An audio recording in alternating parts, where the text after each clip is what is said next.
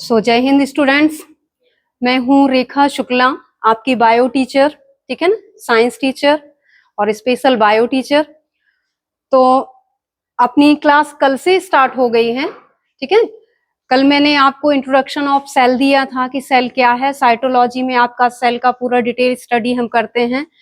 तो branch science की जो ब्रांच है आपकी साइटोलॉजी, उसमें बताया था, ठीक है ना। सभी प्रेजेंट थे ना, है ना। बाकी कुछ ओल्ड भी हैं जिनको मालूम है, पढ़ाया है, कुछ नया भी अब पढ़ाएंगे, ठीक है। जो पीएससी का मेंस जो है उसको लेते हुए कुछ और टॉपिक अब हम इस क्लास में और देंगे, ठीक है। सो रेगुलर रहना है, किसी को मिस नहीं करना है, ठीक है। तो स्टार्ट करते हैं अपना। मैंने लास्ट डे आपको कहाँ तक बता दिया था? सेल का डेफिनेशन बता दिया था, डिस्कवरी बता दिया था मैंने, सेल के पार्ट्स बता दिए थे मैंने, टाइप ऑफ सेल भी बता दिया था मैंने, बताया था ना। यहीं पर अपना क्लास हमने फिनिश किया था, कहां पर? टाइप ऑफ सेल में। यह है आपका टाइप ऑफ, ये टाइप ऑफ सेल में देखेंगे हम, टाइप ऑफ सेल। तो कितने टाइप की सेल बताई थी मैंने? 2 टाइप्स की। फर्स्ट कौन सी है आपकी? प्रोकैरियोट। और सेकंड क्या है आपकी? ये मैंने लिखा था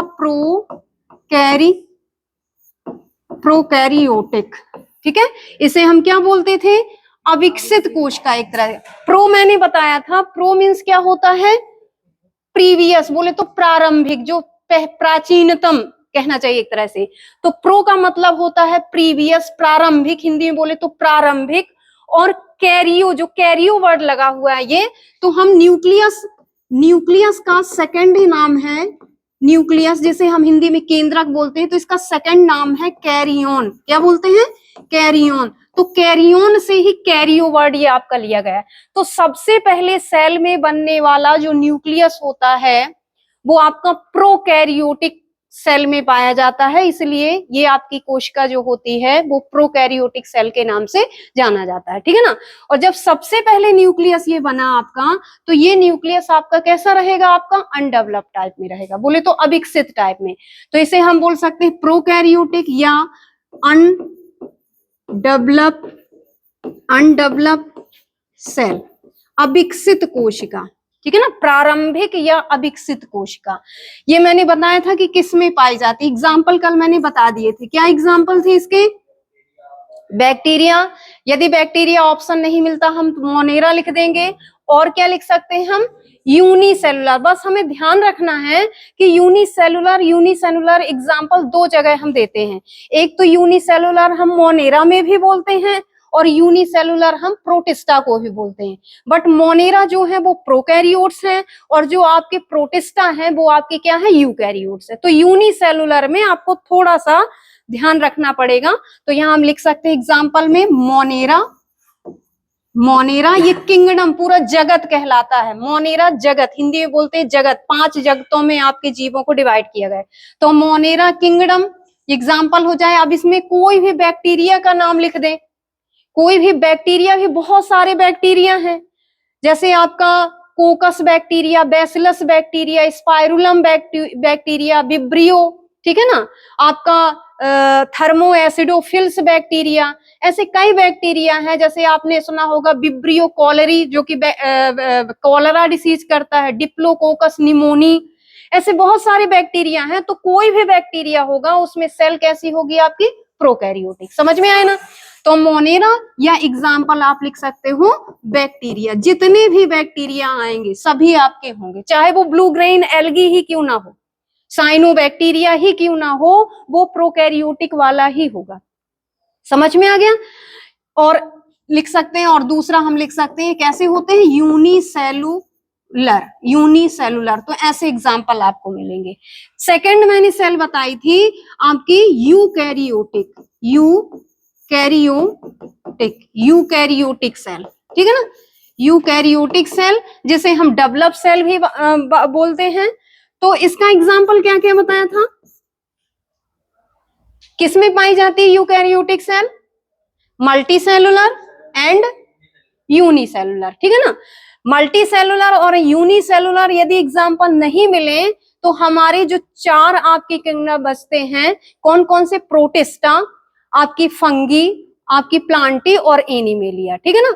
मोनेरा को छोड़ करके जो 4 किंगडम होते हैं वो आपके यूकैरियोट्स कहलाते हैं। समझ में आ गया ना। जो फंगस होता है, फंगस का न्यूक्लियस पूरा कवर्ड हो जाता है, न्यूक्लियर मेम्ब्रेन पूरी कंप्लीट हो जाती है, डीएनए उसमें क्लियर हो जाता है डबल स्टैंडर्ड का, ठीक है ना, इसलिए वो डेवलप केंद्रक आपका कहा गया है। तो फंगस आपकी यूकैरियोट्स में आती है। किसमें आती है? यूकैरियोट्स में। तो एग्जाम्पल हो जाएगा, यहां हम लिख देंगे मल्टी सेलुलर, ये लिखवा दिया था मैंने, जिसने नहीं लिखा हो वो लिख सकते हैं, मल्टी सेलुलर एंड यूनिसेलुलर, ठीक है। बट यहां यूनिसेलुलर जब लिखेंगे तो ब्रैकेट में लिख लेंगे प्रोटिस्टा। प्रोटिस्टा मेंबर जो होते हैं वो यूनिसेलुलर लेंगे हम यहाँ पर। और यहां जो यूनिसेलुलर लिया है वो कौन सा है? मोनेरा वाला है। समझ में आ गया? ठीक है। और या कि हम लिख सकते हैं यहाँ पर 4 किंगडम। 4 किंगडम कौन कौन से आपके? 4 किंगडम में आपको समझ में आ गया होगा, ये है आपका प्रोटिस्टा, फंगी और आपका प्लांटी और आपका एनिमेलिया, ये 4 आपके हैं, ठीक है ना। प्रोटिस्टा जो विकसित आपके एक कोष की जीव कहे जाते हैं वो प्रोटिस्टा, फंगस को हिंदी में कवक बोलते हैं, पादप जगत प्लांटी बोले तो पादप जगत और एनिमेलिया बोले तो जंतु जगत। इन 4 जगत के जो मेंबर होते हैं वो विकसित कोशिका वाले होते हैं, यूकैरियोट सेल वाले होते हैं। क्लियर है? चलिए, यहां तक आपको मैंने कल की क्लास में आपको बताया था, नोट्स भी कर लिया होगा आपने। नेक्स्ट हम देखते हैं आपका structure of cell, structure of prokaryote cell, ठीक है ना। ये है आपका स्ट्रक्चर ऑफ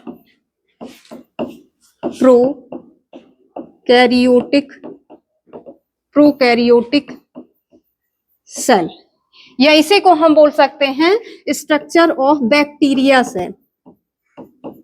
चूंकि प्रोकैरियोट्स जो होते हैं वो बैक्टीरिया होते हैं, तो बैक्टीरिया के स्ट्रक्चर या प्रोकैरियोटिक सेल के स्ट्रक्चर, ठीक है। ये हेडिंग डाल लीजिए आप कि संरचना बोले तो अविकसित कोशिका की संरचना या जीवाणु की संरचना, जीवाणु की संरचना या अविकसित कोशिका की संरचना,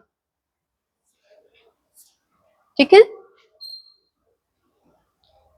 अब देखिए, यदि हम स्ट्रक्चर बेस पर देखें, स्ट्रक्चर एक बैक्टीरिया की देखें तो स्ट्रक्चर बेस पर बैक्टीरिया कैसा होता है? पॉलीमॉर्फिक होता है। पॉलीमॉर्फिक मतलब बोले तो बहुरूपी, कई आकार हैं।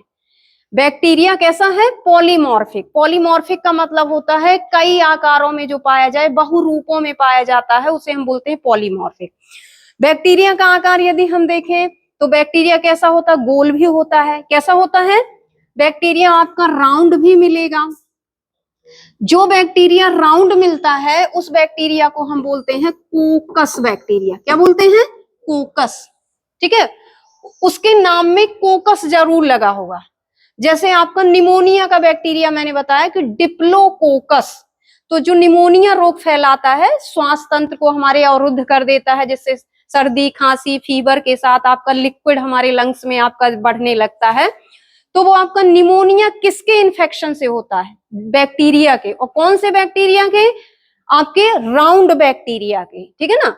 तो राउंड बैक्टीरिया का नाम दिया गया है कोकस। जब ये सिंगल होता है तो इसे बोलते हैं मोनोकोकस, और जब ये आपके यहाँ से 2 हो जाए, ये आपका क्या कहलाएगा? मोनो। इसे हम बोलेंगे क्या? मोनोकोकस बोले तो एक गोलाकार बैक्टीरिया। फिर जब ये आपके ऐसे डबल हो जाते हैं, 2 हो जाते हैं, तो इसे हम बोलते हैं क्या? डिप्लोकोकस। ये ज्यादा आपके आक्रमणशील हो जाएंगे, ये जल्दी इन्फेक्शन दिखाएंगे जहां भी होंगे। इसी तरह ये डिप्लोकोकस, ये फिर आपका ऐसे जब 2 से ज्यादा, तो इसी तरह आपका ये देखो आपका मोनोकोकस, डिप्लोकोकस, आपका 3 4 भी, तो ट्राइकोकस, टेट्राकोकस ऐसे करके बोल सकते हैं, या कहना चाहिए एक तरह से आपकी ऐसे चेन टाइप की जब बैक्टीरिया की 2 से ज्यादा 3 4 5 ऐसे होने लगे, तो इसे हम क्या बोलते हैं? मोनोकोकस, डिप्लोकोकस, या स्ट्रेप्टोकोकस भी बोल सकते हैं, ठीक है ना। स्टेफाइलोकोकस भी बोल सकते हैं, स्ट्रेप्टोकोकस या स्टेफाइलो, जब और बहुत ज्यादा लंबी चेन बन जाए तो स्टेफाइलोकोकस या स्ट्रेप्टोकोकस भी बोल सकते हैं। समझ में आया ना।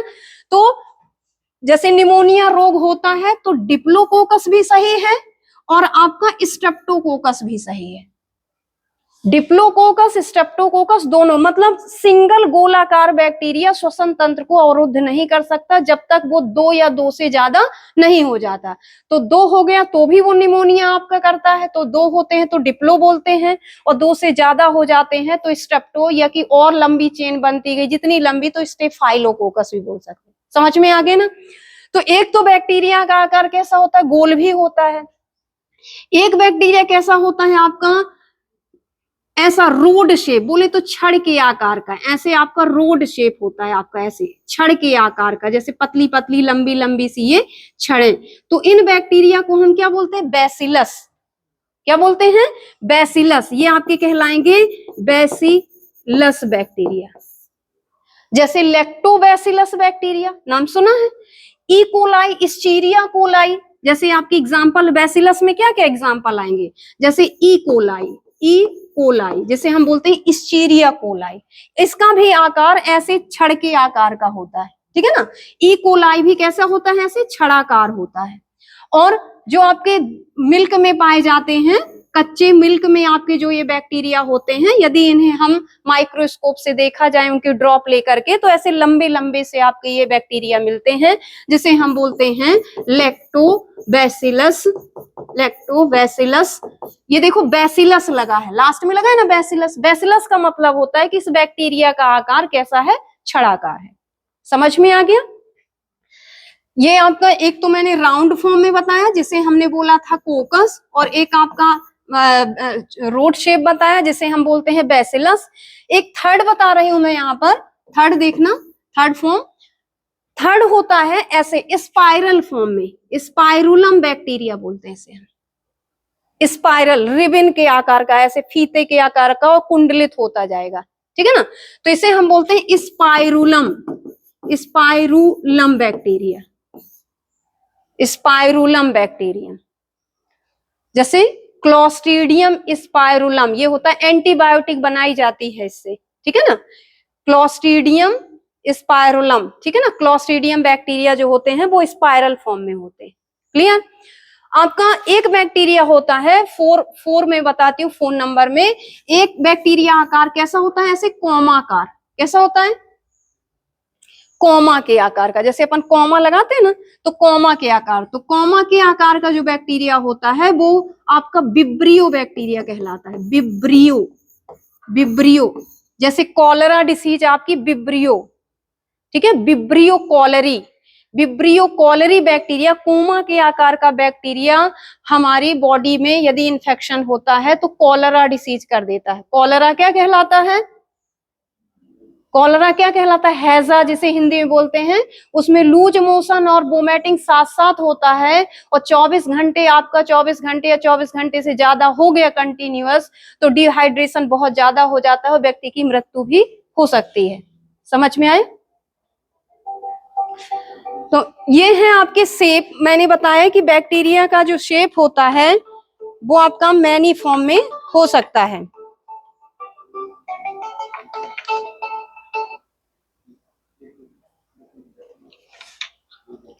नेक्स्ट देखना। अब देखिए, जैसे आपका कोई बैक्टीरिया आपका जैसे राउंड बैक्टीरिया लिया, या कि हम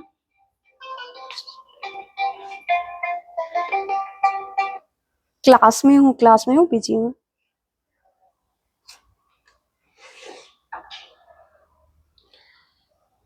ये देखो, नेक्स्ट देखना,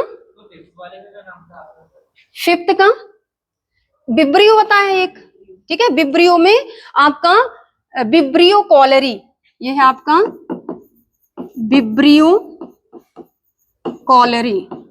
विब्रियो कॉलरी, विब्रियो कॉलरी आपका बैक्टीरिया कोमा के आकार का होता है। इसका आकार ऐसे कोमा का आकार होता है, ठीक है। ये आपका कॉलरा डिसीज करता है। कॉलरा को हिंदी में हम बोलते हैं हैजा। क्या बोलते हैं, हैजा। जिसमें डिहाइड्रेशन हो जाता है। अब देखना, ये कहना चाहिए कि बैक्टीरिया किसी भी फॉर्म में हो सकता है।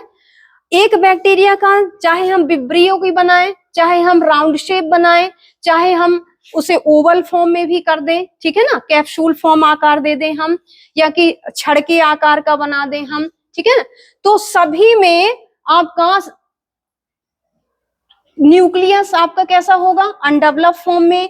जो साइटोप्लाज्म में आपका मटेरियल पाया जाएगा वो आपका यहाँ भी पाया जाएगा, वही राउंड में भी पाया जाएगा, वही बैसिलस में भी पाया जाएगा, ठीक है ना। तो एक स्ट्रक्चर हम बनाते हैं, तो एक स्ट्रक्चर देखना कैसे हम क्लियर करते हैं इसकी। ये हो जाएगी बैक्टीरिया स्ट्रक्चर, बैक्टीरिया स्ट्रक्चर, या इसी को हम प्रोकैरियोटिक सेल स्ट्रक्चर जो ऊपर डाली थी। तो देखना ये बना रहे हैं हम, जैसे इसे ओवल फॉर्म में बना रहे हैं।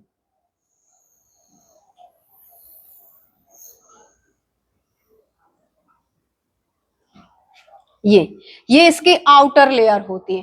कल मैंने बताया था सेल बाउंड्री, बताई थी ना सेल बाउंड्री, और सेल बाउंड्री मैंने कितने टाइप में बताई थी, 3। फर्स्ट सेल बाउंड्री कौन थी, सेल वॉल बताई थी ना, सेल वॉल जिसे हम कोशिका भित्ति भी कहते हैं।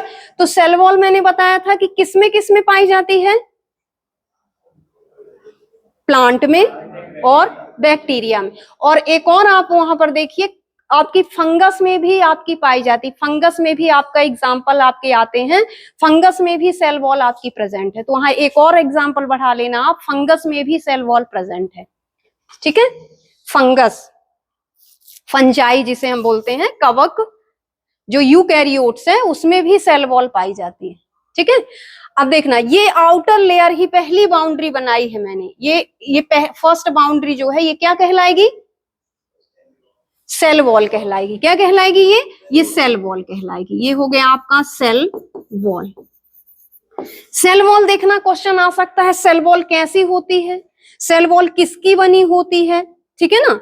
और प्लांट की सेल वॉल किस मटेरियल से बनी है, बैक्टीरिया की सेल वॉल किससे बनी है, ऐसा भी क्वेश्चन आपके आ सकते हैं।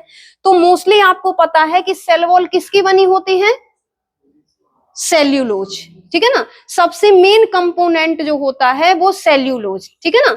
लेकिन यहां यदि आए कि बैक्टीरिया की सेल वॉल किसकी बनी होती है, तो पेप्टिडोग्लाइकॉन लिखेंगे हम। क्या लिखेंगे, पेप्टिडोग्लाइकॉन। ये सेल वॉल है, बैक्टीरिया की सेल वॉल पेप्टिडोग्लाइकॉन, मतलब प्रोटीन और ग्लूकोज का सबसे ज्यादा कंटेन इसमें आपका पाया जाता है। प्रोटीन और ग्लूकोज का सबसे ज्यादा आपका इसकी सेल वॉल में पाया जाता है, जबकि सेल्यूलोज वाला जो आपका प्लांट की जो सेल वॉल है उसमें जो सेल्यूलोज रहेगा वो ज्यादा रहेगा। यहाँ बैक्टीरिया में पेप्टिडोग्लाइकॉन, पेप्टिडोग्लाइकॉन लिखेंगे, ठीक है। तो ये सेल वॉल है आउटर लेयर। ये आपकी कैसी होती है, मोटी होती है। आप ऐसे इसे डबल करके बना सकते हैं कि ये आपकी कैसी होती है, ये थोड़ी मोटी होती है, ऐसे डबल करके आप ऐसे बना लीजिए।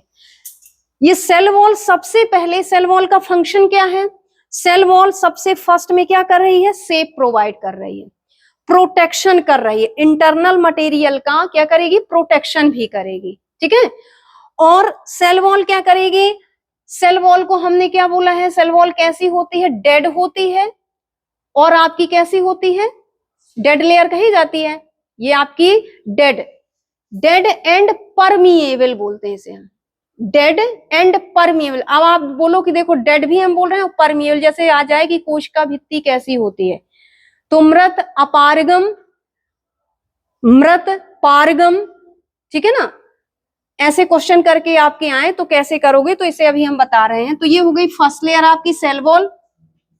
सेकंड देखना, सेकंड आपकी लेयर जो होगी, सेकंड लेयर में हम आपको बताएंगे, सेकंड लेयर आपकी जो बनी हुई है ये इसके नीचे पाई जाएगी, जिसे मैंने बताया था कि ये यूनिवर्सल मेम्ब्रेन कही जाती है। क्या कही जाती है, यूनिवर्सल मेम्ब्रेन, ये यूनिवर्सल मेम्ब्रेन, ठीक है। ये देखिए, ये यूनिवर्सल मेम्ब्रेन है, जिसे हम बोलेंगे क्या, plasma, plasma membrane, plasma membrane, clear. Next देखना, ये प्लाज्मा मेम्ब्रेन में मैंने ये फोल्ड बनाए हैं कुछ कुछ, ये आपके फोल्ड लाइक स्ट्रक्चर आपके बने हैं, ठीक है। ये इस स्ट्रक्चर में आपके कुछ एंजाइम्स प्रेजेंट होते हैं। क्या होते हैं? एंजाइम। एंजाइम आपके कौन से एंजाइम प्रेजेंट है देखना, ये आपके यहाँ पर सम एंजाइम्स पाए जाते हैं जो क्या करते हैं? रेस्पिरेशन का वर्क करते हैं। ये फोल्ड और एंजाइम, ये ऐसे ये फोल्ड स्ट्रक्चर और ये एंजाइम, इन दोनों को कॉमन रूप से इसको और इसको मिलाकर के एक वर्ड दिया जाता है मीजोसोम। क्या बोला जाता है? मीजोसोम। क्वेश्चन आते हैं मीजोसोम क्या है, मीजोसोम किसमें पाए जाते हैं, मीजोसोम का फंक्शन क्या है। तो ये तो आपकी आउटर लेयर क्या है? सेल मेम्ब्रेन है, और उसमें आपके क्या पाए जाते हैं? एंजाइम। ये एंजाइम कौन से है? Respiratory enzyme. रेस्पिरेटरी बोले तो श्वसनीय एंजाइम। तो किसका कार्य करेंगे? ये श्वसन का कार्य करेंगे, रेस्पिरेशन। तो इसे हम लिख देंगे यहाँ पर मीजोसोम। इसमें पाए जाते हैं मीजोसोम, और मीजोसोम का मेन फंक्शन है रेस्पिरेशन करना, ठीक है। अब देखना नेक्स्ट, अब सेल मेम्ब्रेन के इनसाइड हम जाएंगे अंदर। ये तो अंदर आपका, अंदर वाला जो आपका ये पार्ट है, ये आपका क्या कहलाएगा? साइटोप्लाज्म। ये तो दोनों आपकी सेल बाउंड्री में आ गई। अब ये आपका कहलाएगा साइटोप्लाज्म। साइटोप्लाज्म जिसे हम हिंदी में बोलते हैं कोशिका द्रव, ये आप लिख लेंगे आप, कोशिका द्रव। ये सेल का थर्ड पार्ट है। अब देखिए, सेल के कोशिका द्रव में मैंने कुछ सॉलिड चीजें भी बताई थी। यहाँ आपकी सॉलिड चीजें ज्यादा नहीं पाई जाती, लेकिन कुछ पाई जाएंगे। जैसे यहाँ पर पाए जाएंगे क्या? राइबोसोम। ये पाए जाते हैं यहाँ पर राइबोसोम। ये राइबोसोम हो गए, लेकिन कितने प्रकार की? 70S ribosome. ये 70S राइबोसोम पाए जाते हैं इसमें। यहां पर इसमें एक चीज और पाया जाएगा, प्लाज्मिड। क्या बोलते हैं इसको?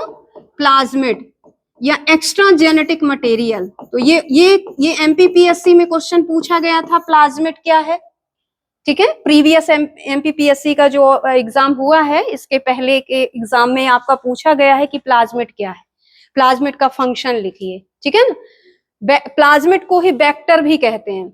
तो ये प्लाज्मिड बैक्टीरिया में पाया जाता है। किसमें पाया जाता है? बैक्टीरिया में। प्लाज्मिड एक व्हीकल्स का वर्क करता है। व्हीकल्स का वर्क कैसे? जैसे हम गाड़ी लेकर के कहीं भी पहुंच सकते हैं, सेम इसी तरह प्लाज्मिड में कोई भी जीन आपके अटैच करके एक सेल से निकाल करके दूसरी सेल में हम भेज सकते हैं। तो जो प्रेजेंट टाइम में हमारी एक ब्रांच चल रही है, जेनेटिक इंजीनियरिंग, साइंस की ब्रांच चल रही है जेनेटिक इंजीनियर, जेनेटिक मटेरियल में सुधार करना, जीनों की हेरा फेरी कर देना। जैसे कोई भी नया जीव बन रहा है, उसमें कोई रोग है, कोई अनुवांशिक रोग आ रहा है, जैसे हीमोफीलिया जैसा रोग आ रहा है, ठीक है ना, आपका कलर ब्लाइंडनेस जैसे आपका जीन आपका आ रहा है, तो उसे एम्ब्रियो स्टेज में ही उस जीन को निकाल करके उसकी जगह उपयोगी जीन को रख दिया जाता है। तो ये लाने और ले जाने का कार्य जो करता है वो कौन करता है? प्लाज्मिड। तो प्लाज्मिड एक वेक्टर है जो कि जेनेटिक इंजीनियरिंग में हेल्प करता है, और प्लाज्मिड केवल और केवल पाया जाता है बैक्टीरिया में, बोले तो प्रोकैरियोटिक सेल में। समझ में? ये स्पेशल है और किसी में नहीं पाया जाएगा ये। तो इसे आप प्लाज्मिड लिख लेंगे। फिर अब ये राइबोसोम है जो प्रोटीन बनाते हैं। तो प्रोटीन ऐसे फाइबर्स के फॉर्म में भी हो सकते हैं, आपके ऐसे पार्टिकल्स के फॉर्म में हो सकते हैं। तो ये प्रोटीन फाइबर्स, इन्हें हम लिख सकते हैं प्रोटीन फाइबर्स, बोले तो प्रोटीन के रेसे। अब देखना है, ये हो गया इसका साइटोप्लाज्म। अब बीच का पार्ट आपका आएगा, तो बीच के पार्ट में आपका केवल थर्ड पार्ट आपका पाया जाएगा, जिसे हम क्या बोलते हैं? क्या बोलते हैं? सेल का मेन पार्ट न्यूक्लियस, या न्यूक्लियस को ही दूसरा नाम क्या दे सकते हैं? कैरियन, कैरियन भी बोल सकते हैं, ठीक है ना। तो इसका न्यूक्लियस जो होता है, इसकी आउटर लेयर जो होती है वो रैप्चर सी होती है, ऐसे टूटी टूटी होती है, जिससे इसका न्यूक्लियस का मटेरियल साइटोप्लाज्म में भी आ जाता है कभी कभी। तो ऐसा पूरा कंप्लीटेड लेयर नहीं होती न्यूक्लियर मेम्ब्रेन, रैप्चर फॉर्म में होती है, टूटी हुई रहती है। और जब इनिशियल स्टेज में देखा गया तो इसका डीएनए ऐसा सिंगल स्ट्रैंड का था और साइटोप्लाज्म तक आपका निकला हुआ था। कुछ आपका ये लिक्विड पाया जाता है जिसे हम न्यूक्लियोप्लाज्म बोल सकते हैं। इसमें न्यूक्लियोलस, एक और न्यूक्लियस के अंदर राउंडेड स्ट्रक्चर बनती है जिसे हम बोलते हैं न्यूक्लियोलस, ये नहीं पाई जाती है आपकी प्रोकैरियोट सेल में। प्रोकैरियोट सेल में केवल ये पाया जाता है शुरुआती अवस्था में सिंगल स्टैंडर्ड डीएनए, लेकिन जैसे ही आपकी सेल में मीजोसोम काम करने लगता है, एनर्जी आने लगती है, तो फिर कुछ समय बाद ये आपका डबल हो जाता है, क्योंकि डीएनए की तो स्पेशलिटी है कि वो सिंगल धागे में नहीं रह सकता। लेकिन शुरुआती प्रोकैरियोट सेल में सिंगल डीएनए पाया जाता है, कुछ समय बाद फिर वो डबल हो जाता है। समझ में आया? तो इस तरह से ये जो न्यूक्लियस है, ये न्यूक्लियस आपका क्या कहलाएगा? अनडेवलप्ड न्यूक्लियस, अनडेवलप्ड न्यूक्लियस, या इसी को हम बोलते हैं इंसिपिएंट न्यूक्लियस, प्राचीनतम केंद्रक। इसी को और हम दूसरा नाम क्या दे सकते हैं? इंसिपिएंट न्यूक्लियस, या एक और नाम दे सकते हैं न्यूक्लिवाइड भी इसको बोला जाता है। जैसे आ जाए कि न्यूक्लिवाइड या इंसिपिएंट न्यूक्लियस किसमें पाया जाता है, तो वो आपका कौन सा है? आपका प्रोकैरियोटिक सेल या बैक्टीरिया सेल। क्लियर है? ये हो गया इसके अंदर, केवल इसके इनसाइड ऑफ सेल मेम्ब्रेन देखें तो सेंटर ऑफ सेल पाया जाता है रैप्चर फॉर्म में न्यूक्लियर मेम्ब्रेन, जिसकी वजह से न्यूक्लियस अनडेवलप होता है। सिंगल आपका स्टैंडर्ड डीएनए आपका शुरुआती में, और कुछ समय बाद फिर वो डबल होता है। ठीक है, इसमें न्यूक्लियोलस नहीं पाई जाती, और आपका प्लाज्मिड पाया जाता है जो जेनेटिक इंजीनियरिंग में हेल्प करता है। ये आपके 70S टाइप ऑफ राइबोसोम पाए जाते हैं जो प्रोटीन का फॉर्मेशन करेंगे, इन्हें हम फैक्ट्री ऑफ प्रोटीन बोलते हैं। और अब आता है आउटर सेल वॉल के बाहर हम देखते हैं तो एक थ्रेड लाइक आपकी स्ट्रक्चर ये लॉन्ग आपकी पाई जाएगी, ये और लंबी बना सकते हो आप, जिसे हम बोलते हैं क्या? फ्लैजिला। क्या बोलते हैं? फ्लैजिला। एक को बोलते हैं, जब एक होता है तो फ्लैजिलम, एक को फ्लैजिलम, और जब कई होते हैं तो फ्लैजिला। फ्लैजिला वर्ड प्लूरल है और फ्लैजिलम वर्ड सिंगुलर है। समझ में है ना? तो ये एक भी हो सकते हैं, ये ऐसे दो भी हो सकते हैं, और ऐसे गुच्छे में भी हो सकते हैं। ये आपके इधर दोनों साइड भी आपके हो सकते हैं। तो ये क्या करते हैं? फ्लैजिला मूवमेंट का वर्क करते हैं। क्या करते हैं? एक बैक्टीरिया को एक प्लेस से दूसरे प्लेस में जाने के लिए ये क्या करते हैं? मूवमेंट का वर्क करते हैं। और लेकिन फ्लैजिला आपके किस में पाए जाएंगे? केवल जो आपके जलीय बैक्टीरिया होते हैं, जो जल में पाए जाते हैं, एक्वेटिक आपके बैक्टीरिया। लेकिन आप समझ लीजिए कि बैक्टीरिया यदि वायु वाला है, मिट्टी वाला है, बैक्टीरिया तो यूनिवर्सल है, हर जगह पाया जाता है। तो जो जल में होते हैं उनमें मोशन करने के लिए फ्लैजिला पाए जाते हैं, और जो जल में नहीं है तो फिर बाई सरफेस, जैसे ये आपका सेल वॉल है तो ये सेल वॉल के थ्रू ऐसे आगे खिसक करके, ग्लाइंडिंग करके आपके ये आगे बढ़ते हैं। तो सेल वॉल के थ्रू आपका ये मूवमेंट करते हैं। समझ में आ गया? और देखेंगे आप, ये सेल वॉल के ऊपर एक और आपके ये बिल्कुल छोटे रोम के आकार की स्ट्रक्चर पाई जाती है। ये छोटे छोटे रोम पाए जाते हैं पूरी सेल वॉल के अराउंड अस। ये ऐसे छोटे छोटे हेयर लाइक, जैसे आपकी कंघी में दते होते हैं ना, कंघी जिससे हम करते हैं उसमें आपके ऐसे दते होते हैं, तो ये इन्हें हम क्या बोलते हैं? फिम्बरी। क्या बोलते हैं? फिम्बरी। ये हो जाएंगे आपके फिम्बरी।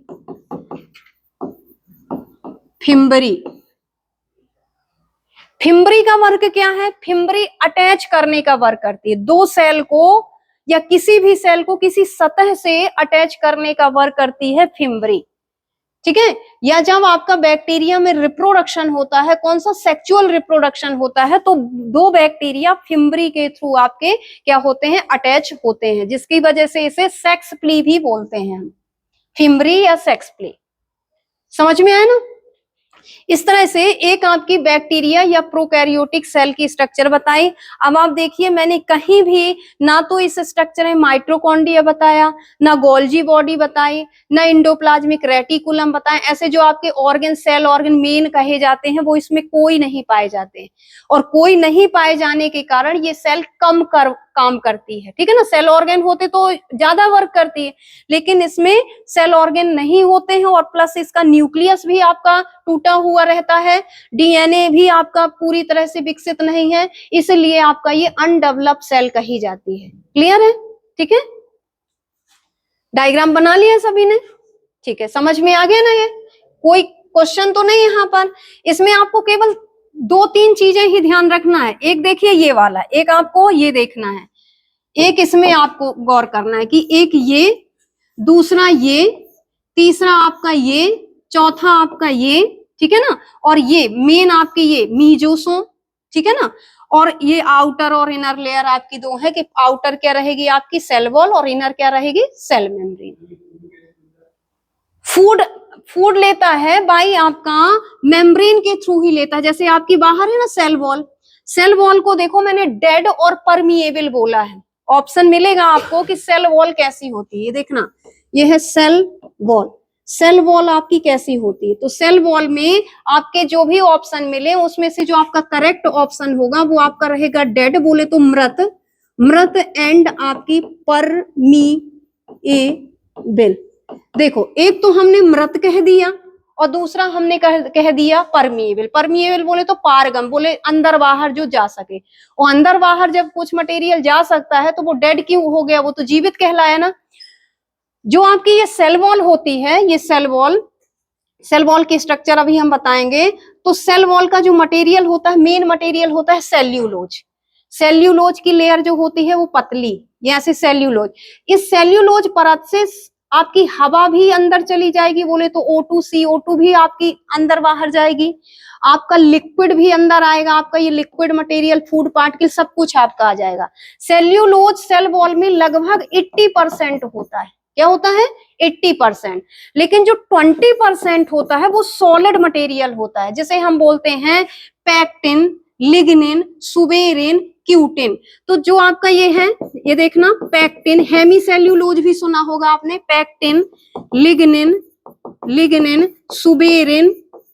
सुबेरिन और आपका ये क्यूटिन, जाइलिन, इस तरह आपके ये ठोस कठोर पदार्थ कहे जाते, सीमेंटेड टाइप में। ये आपका जहां जहां, जैसे आपका ये देखना कि ये सेल्यूलोज है और ये आपका क्या हो गया, ये आपका यहाँ पर ये जम गया आपका सुबेरिन, ये फिर छोड़ा, फिर ये जमा, फिर ये छोड़ा, ये जमा, ऐसे।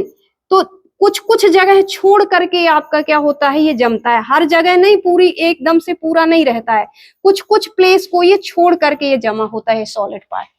तो जब ये सॉलिड पार्ट आपका जम जाता है तो यहाँ से आना जाना बिल्कुल रुक जाता है। यहाँ इस वाले भाग से ना तो बाहर से अंदर जा सकता और ना अंदर से कुछ बाहर जा सकता है। लेकिन जहां जहां ये सेल्यूलोज बस है, पतली लेयर, ये आपके यहाँ पर ये पिट बन जाते हैं, गर्त, गड्ढे से, यहां से केवल मटेरियल आपका अंदर जाएगा और यहीं से मटेरियल आपका बाहर निकलेगा। ठीक है ना, समझ में है ना। तो प्लांट में जो सेल वॉल है तो बाकी आपका कहना चाहिए 80-90% तो डेड है, लेकिन 10% भाग से आपका क्या होता है, मटेरियल का आना जाना चालू रहता है, जिससे साइटोप्लाज्म में आपका उपयोगी चीज पहुंचता रहता है और अनुपयोगी चीज आपका बाहर आता रहता है। इसलिए पारगम में भी है और जहां से नहीं जाता है वो डेड भी है। तो सेल वॉल को हम डेड एंड परमिएबल बोलते हैं। मीजोसोम का मेन कार्य है रेस्पिरेशन करना, मेन फंक्शन क्या है, रेस्पिरेशन। इसके अलावा 2 फंक्शन और है इसके। एक तो मीजोसोम, ये देखिए, इसे हटा दें फिर बताते हैं। ये आपका मीजोसोम, ये है मीजोसोम फंक्शन इंपॉर्टेंट है, ये देख लेना आप। फर्स्ट फंक्शन तो मैंने बताया क्या, रेस्पिरेशन, बोले तो श्वसन करना। फर्स्ट फंक्शन क्या है, श्वसन करना। सेकंड फंक्शन है डीएनए को रेप्लिकेशन करना, डीएनए रेप्लिकेशन।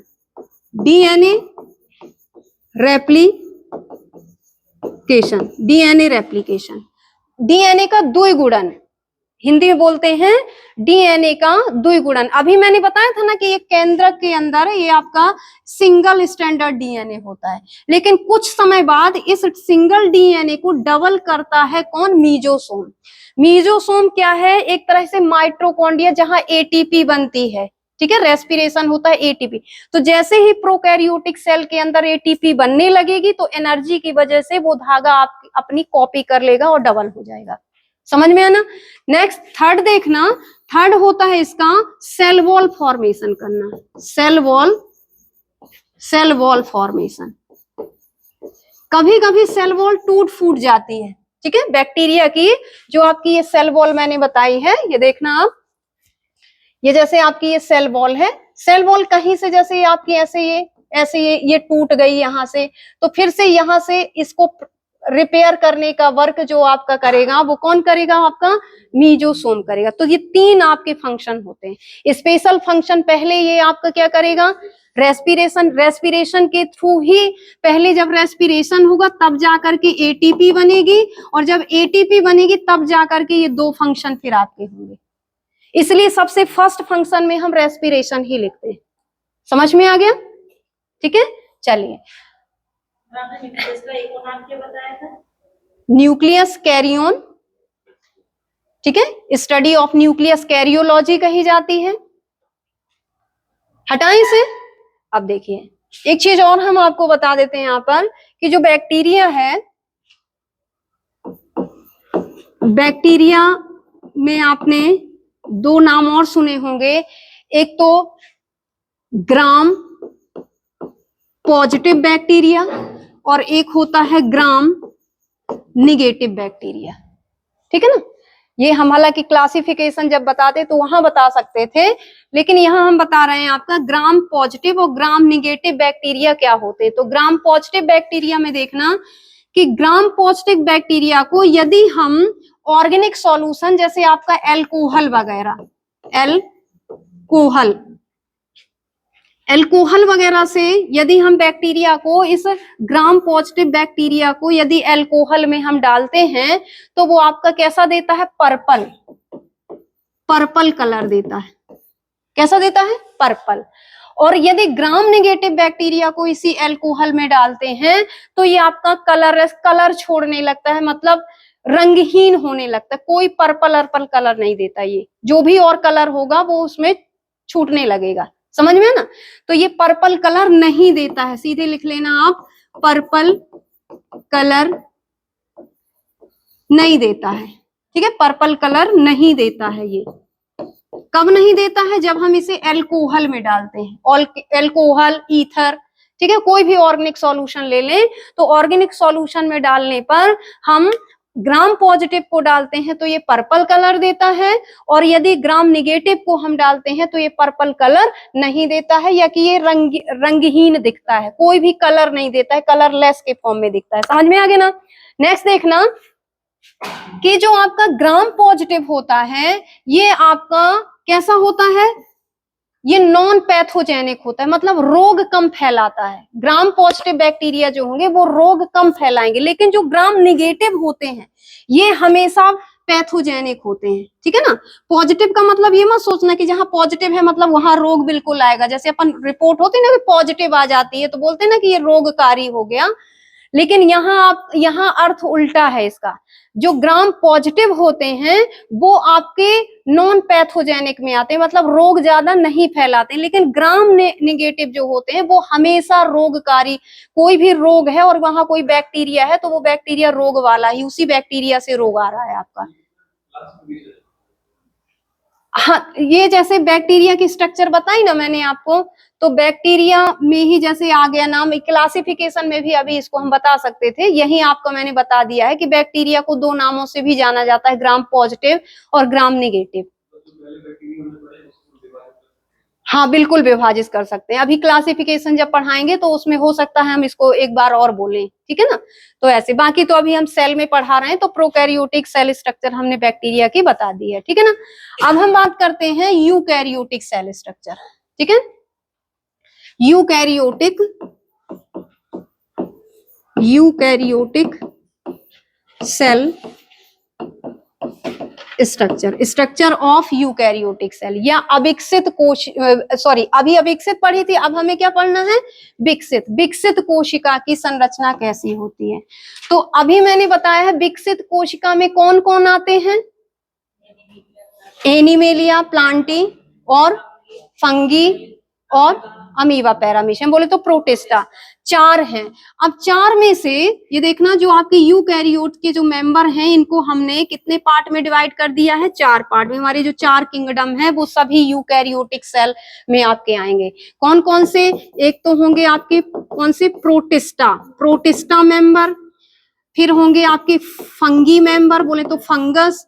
फिर आपके आएंगे प्लांटी, ठीक है, प्लांटी। और फिर आपका 4th में आएगा क्या? एनिमेलिया। एनिमल किंगडम में एनिमेलिया। समझ में आया ना? इन सभी में जो सेल आपकी पाई जा रही है वो कौन सी पाई जा रही है? Eukaryotic cell. समझ में ना? अब देखो सभी में यूकैरियोटिक सेल है, लेकिन फिर भी सभी का आकार, शेप, बॉडी स्ट्रक्चर, खाने पीने, रहने का मीडियम, सब का क्या है? डिफरेंस है कि नहीं है? सबका अलग अलग है। सेल एक जैसे होते हुए भी सभी प्लांट देखो हमसे अलग दिखते हैं, फंगस अलग दिखती है, अमीबा आपका अलग दिखेगा, ठीक है। तो आपके जो विकसित जीव कहे जाते हैं, अर्थ के सबसे विकसित जीव जो आपके होते हैं वो प्लांट और एनिमल को लेकर के हम बताते हैं। एक तो प्लांट में बात करें तो प्लांट भी सबसे बड़ा विकसित आपका प्लांट में मल्टी सेलुलर में आएगा, और एनिमल भी आपका मल्टी सेलुलर, ये भी आपका मल्टी सेलुलर है, ये इसमें भी आपकी मल्टी सेलुलर में आपका आएगा, मल्टी सेलुलर, ठीक है ना। केवल प्रोटिस्टा जो है वो यूनिसेलुलर, जैसे अमीबा, ये देखो ये अमीबा का शेप बना होता है ऐसा, ठीक है। ये आपका ऐसा पैरामीशियम स्लीपर शेप, आपका ये पैरामीशियम आपकी ये बना होता है, ठीक है। ये ऐसे हेयर सीलिया पाए जाते हैं।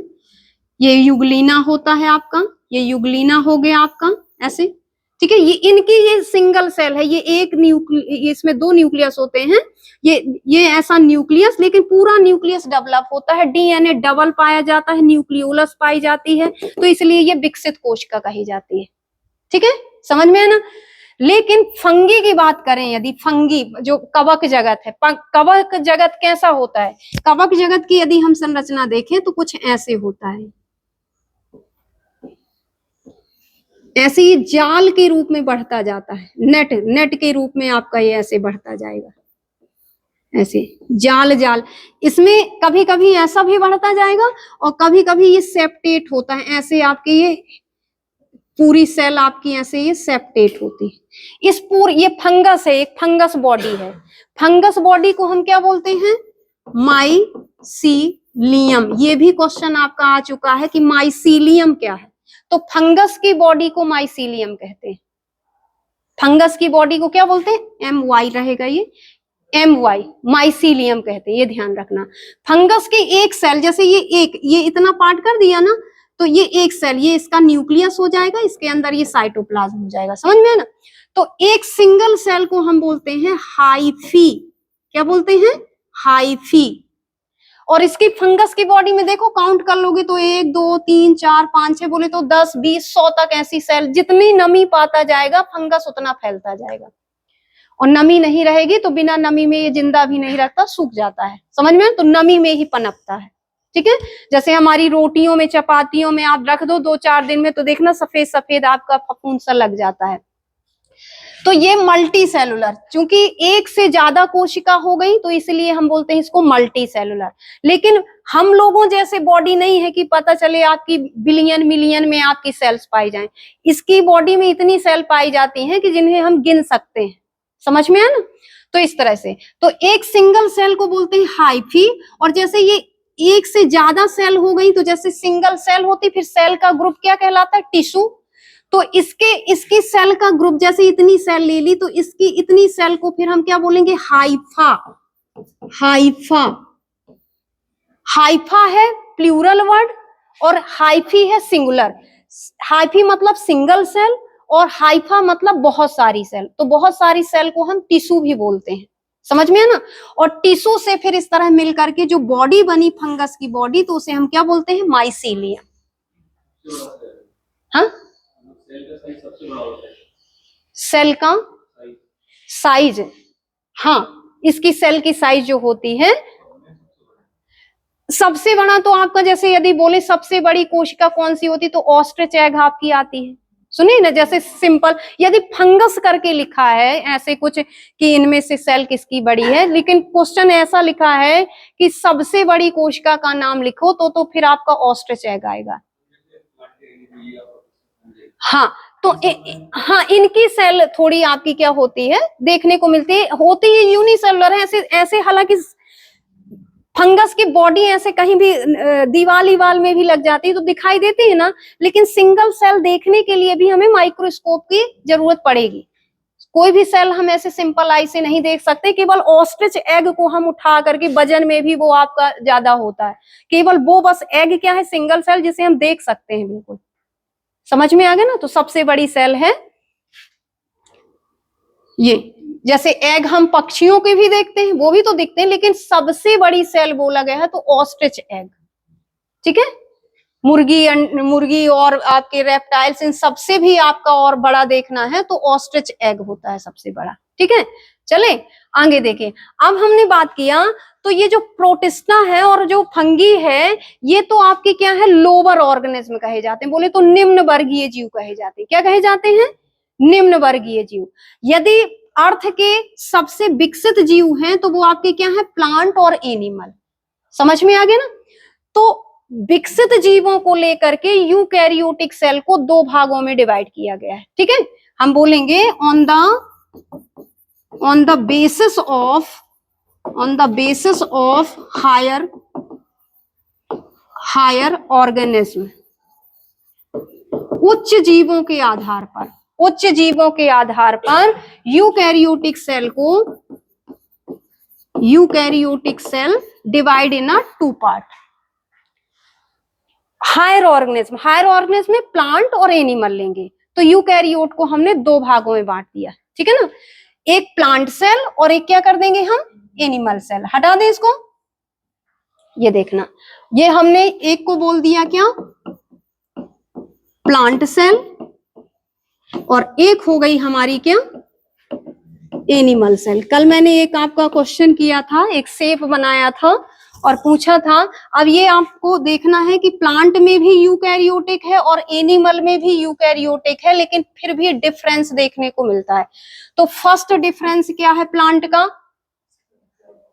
कैसा होता है, हेक्सागोनल। सबसे पहले सेल देखते हैं तो प्लांट का शेप या तो रेक्टेंगुलर या तो आपका ऐसा मिलेगा, जब हम स्लाइड बनाते हैं तो ऐसे ब्रिक्स के शेप में मिलता है, और यदि हम केवल सिंगल सेल बस को देखते हैं तो आपकी ऐसा हेक्सागोनल शेप आपका मिलता है। एक प्लांट का शेप कैसा होता है, हेक्सागोनल। यही हम अपनी आरबीसी ब्लड निकालें और ब्लड का वहां पर जो सेल हैं आरबीसी, डब्ल्यूबीसी आपकी कोई भी, तो उनका आकार देखेंगे तो या तो वो आपका ऐसा राउंड मिलेगा और या कि फिर आपका कैसा मिलेगा, ऐसा ओवल मिलेगा। समझ में आ गया ना। तो पहला डिफरेंस है कि प्लांट का जो सेल शेप होता है वो हेक्सागोनल या रेक्टेंगुलर, और एनिमल का जो सेल का शेप होता है वो राउंड या कि ओवल। क्लियर। सेकेंड डिफरेंस होगा कि जो प्लांट में जो आउटर कवरिंग पाई जाती है वो क्या होती है, सेल वॉल। ये आपका सेकंड डिफरेंस। लेकिन हम में क्या होती है, सेकंड में हम लिखेंगे cell wall is absent. Cell wall क्या हो गई, एब्सेंट। हमारी जो पहली कवरिंग होती है वो ग्लाइकोकैलेक्स होती है और फिर सेल मेम्ब्रेन होती है। समझ में आ गया ना। कहीं कहीं पर ग्लाइकोकैलेक्स मैंने बताया है कि जैसे नॉर्मल बुक्स जब हम पढ़ते हैं तो डायरेक्ट हमें प्लाज्मा मेम्ब्रेन ही मिलती है, ग्लाइकोकैलेक्स आपकी नहीं होती, दिखती है। समझ में है ना। लेकिन प्लाज्मा मेम्ब्रेन की कवरिंग आपकी पाई जाती है, जिसे हम ग्लाइकोकैलेक्स बोलते हैं। ठीक है, तो इस तरह से सेल वॉल इसमें एब्सेंट हो गई। तीसरा डिफरेंस हम बताएंगे तो क्या बताएंगे, हाँ बताइए।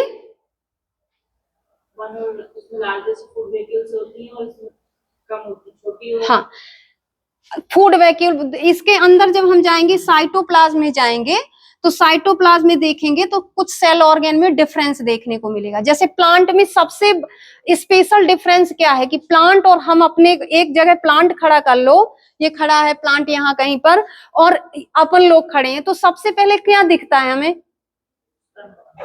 प्लांट कैसा दिखता है, पिगमेंटेड दिखता है ना, हरे रंग का दिखता है ना, और हम लोग हरे रंग के नहीं दिखते हैं। ठीक है ना। तो पिगमेंटेड का रीजन क्या है, क्योंकि प्लांट में क्या पाया जा रहा है, क्लोरोप्लास्ट, क्लोरोप्लास्ट के अंदर कौन सा पिगमेंट प्रेजेंट है? क्लोरोफिल। तो इसमें आपका एक ये सबसे बड़ा सेल ऑर्गन भी कहलाता है, ये सबसे बड़ा सेल ऑर्गन होता है आपका, ये आपका क्लोरोप्लास्ट इसमें पाया जाता है। Chloroplast is present in a plant cell, ये थर्ड डिफरेंस हो गया आपका। और यहां आपका क्या होता है? एब्सेंट होता है, ये आपका क्या हो जाएगा? एब्सेंट।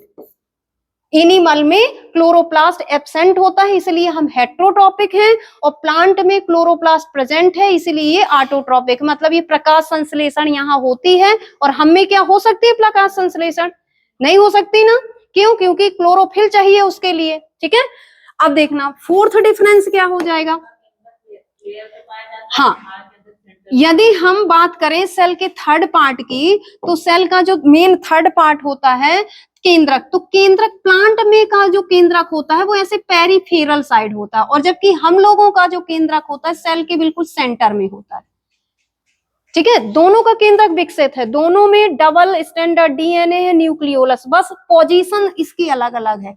ये है आपका पेरिफेरल साइड, पेरिफेरल साइड आपका न्यूक्लियस है, और जबकि ये आपका कैसा है? Centre of the nucleus, centre cell of the nucleus कहलाएगा। ये हमारा कैसा है? आपका सेंटर में है ये आपका न्यूक्लियस। समझ में आ गया ना? क्लियर? और फिफ्थ डिफरेंस में हम क्या देख लेंगे, यहां ये फूड वैक्यूल पाई जाती है, इसमें वन और लार्ज फूड वैक्यूल होती है। हम लोगों में क्या होती है? Small and many, small and many food vacuole होती है। ठीक है, ये फूड वैक्यूल, फूड वैक्यूल क्या करती है? फूड का स्टोरेज करती है। तो ये फूड वैक्यूल को भी लेकर के डिफरेंस बताया गया, फूड वैक्यूल, फूड वैक्यूल। ठीक है ना, ये फूड वैक्यूल है, जिसे हम खाद्य रिक्तिका बोल सकते हैं, और ये भी हमारी फूड वैक्यूल है, लेकिन हम लोगों में नंबर में ज्यादा और क्या होती हैं? साइज में छोटी होती है। ये भी डिफरेंस हो जाएगा। ठीक है ना, हम लोगों में पाया जाता है लाइसोसोम, ये होता है लाइसोसोम, लाइसोसोम हम में पाया जाता है, यहाँ पर क्या होता है? एब्सेंट। 6 में हम लिख देंगे लाइसोसोम इज एब्सेंट। ये लाइसोसोम जो है क्या है? यहाँ पर एब्सेंट है। लाइसोसोम क्या है? एब्सेंट है। हम लोगों में न्यूक्लियस के अपर एंड लोअर पार्ट में आपका एक स्पेशल ऑर्गन पाया जाता है जो सेल डिवीजन में हेल्प करता है, जिसे हम बोलते हैं क्या? सेंट्रियोल्स। सेंट्रियोल्स हिंदी में बोलते हैं तारक का।